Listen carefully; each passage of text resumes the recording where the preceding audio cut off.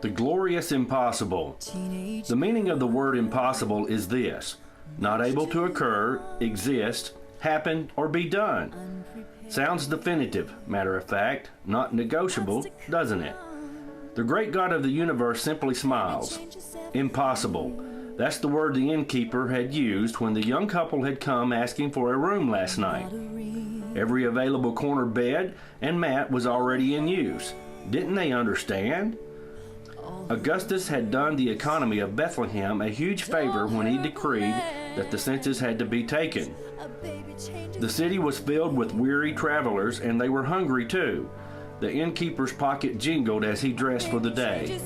And outside in the pre-dawn hours, vendors gathered their wares, anxious to snatch any revenue possible from this event. The city was bustling, and it was barely daybreak. The innkeeper didn't have time to be concerned about the young couple he had sent out to the stable last night. Just another young couple here for the census. Too bad she had to make the long trip riding on that donkey. It wasn't his fault she was pregnant. He had work to do. It was impossible to take time to check on them. But God had entered the world in that stable last night. The stable smelled like all stables. The stink of animal waste, hay, and sheep hung in the air. A more lowly place of birth could not have been found. Huddled together off to one side is a group of shepherds. They sat silently and somewhat bewildered, and rightly so. Their night watch had been interrupted by an explosion of light and an angel chorus. Not your normal night on the job. And they had come simply because the angel had said, "Go to Bethlehem and see." God had chosen them for that angelic visit because they had time to listen, and they were just humble enough to believe the impossible. Near the mother and baby sits a weary young father. He can't remember the last time he ate or sat down. The journey here had been a seemingly impossible task, with Mary's time so close. But now the baby has come, and Mary is comfortable. He can start to relax and consider the words the angel had spoken. You should call his name Jesus.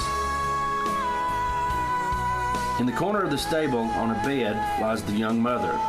The pain from the night before has given way to awestruck wonder as she looks into the face of her baby boy.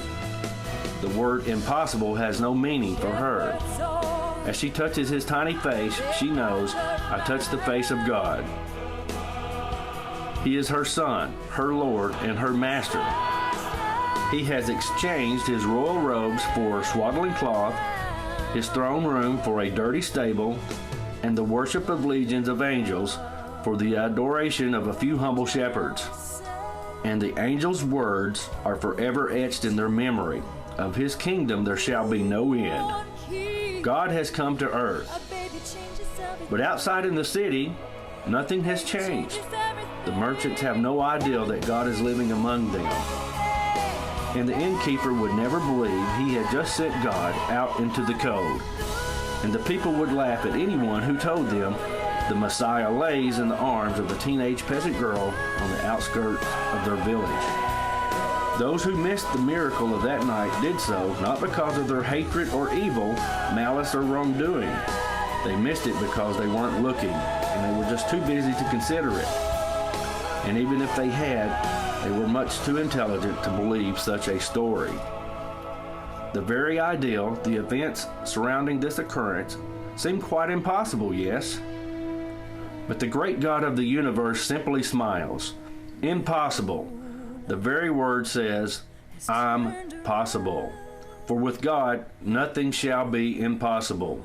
Luke 1:37.